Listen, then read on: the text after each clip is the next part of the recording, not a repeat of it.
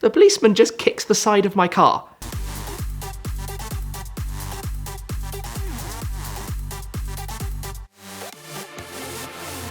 Back when I was at school, I was fascinated by the Gumball 3000. How you had these rallies taking the most incredible supercars, very long distances, this lifestyle holiday road trip kind of vibe, celebrities, incredible supercars, hypercars, whatever it was that was taking part. So I was always really interested in what was going on.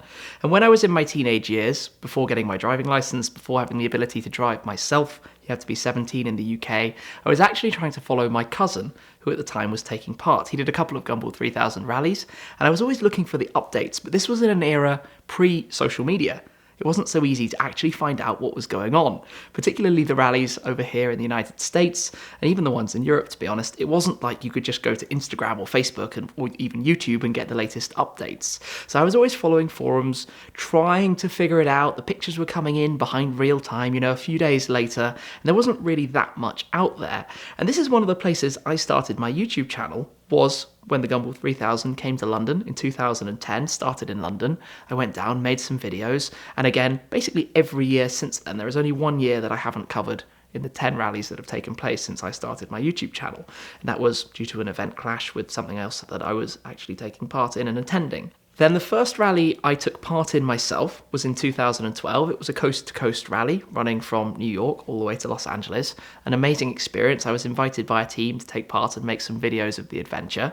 The following year, I would kind of turn up and just see what happened, going from Copenhagen around through Russia down to Monaco, and I joined Josh Cartou's team at the time and made some videos as we went and got a feel for this, taking my R8 Spider, not officially on the rally, but driving the same route, following it all the way through.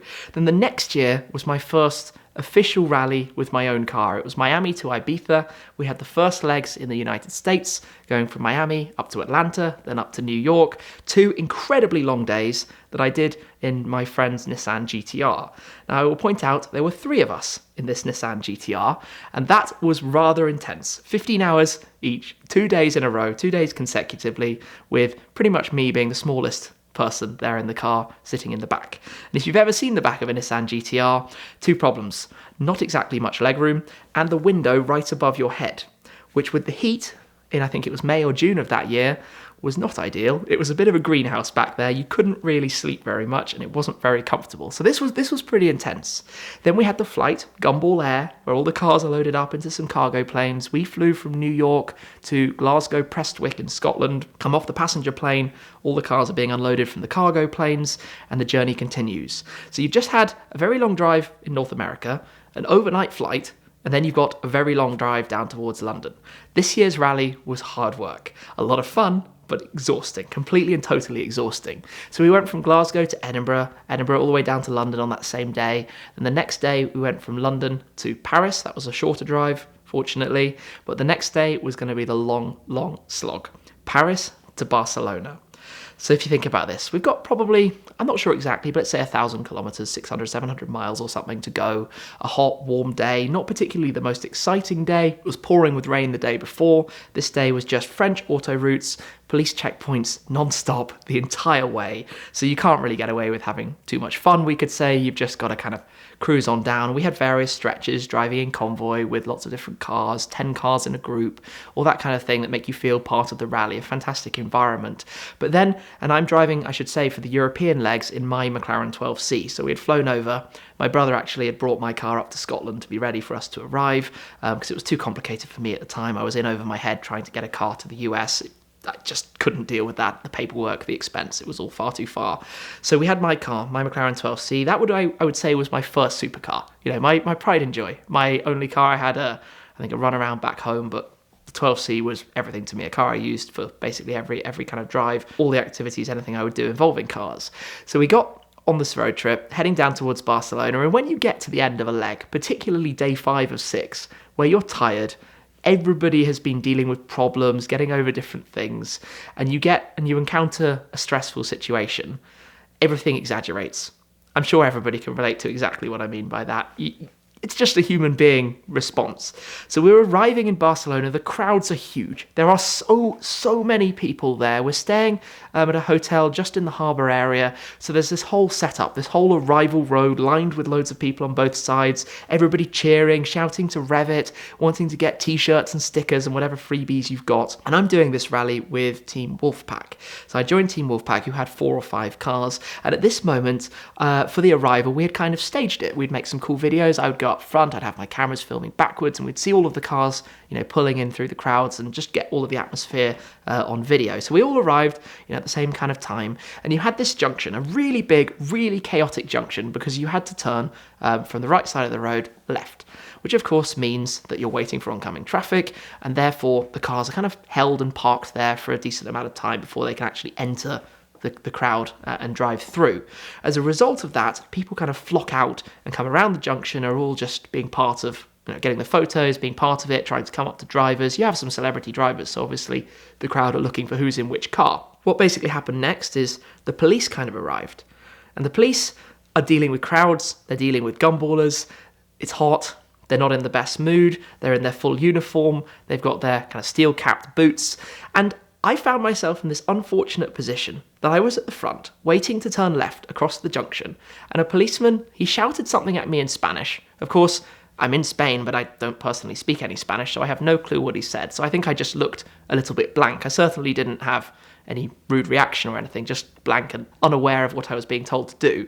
And the next thing I know, looking across to my left from my right-hand drive car, looking in the mirror, the policeman just kicks the side of my car.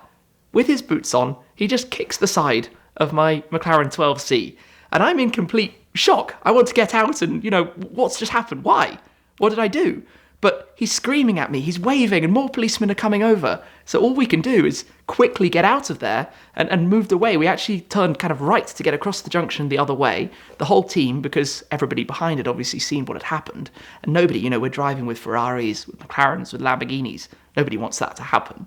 So we get out, we head around just up the road towards the other side, and we all pull over, hazards on, and, we're like, what just happened? We have to go that way. And the police know we're going that way, because, that's where all the gumball cars are headed. And then they start coming over. And we're like, oh, back in the car, let's go. We've not done anything wrong. We don't think we've done anything wrong. But it's just this whole, we've got to get out of here and take a whole long route round to get back towards the start of the grid to then actually head down, which turned out to be amazing. The crowd and the reception in Barcelona, when these kind of events come through Spain, they are unreal. They get in the atmosphere. They're just attitudes towards it all are completely on a different level.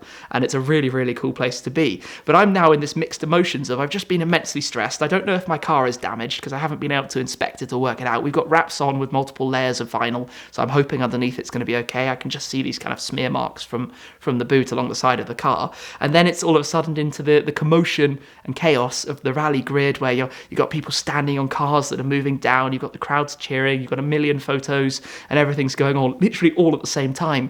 And, well, I think you get the point that it was pretty crazy. The emotions that came from this, when it was my first supercar, my first full Gumball 3000, heated and exhausted from the days that had come, day 5 of the rally, all just came together. It was panic. It was just, what's happened? Is it okay? And of course, later on, we continued the rally.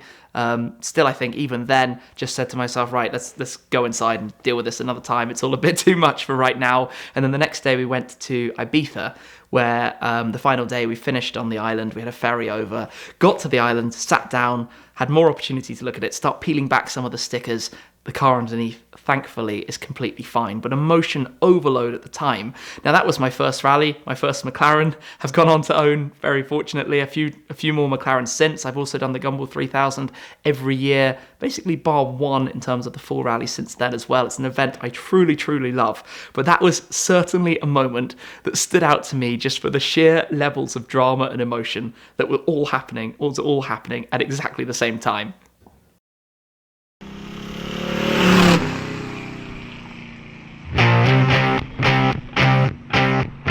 Going somewhere in a hurry, ma'am? Let me explain your options. Never mind, I got this. TheTicketClinic.com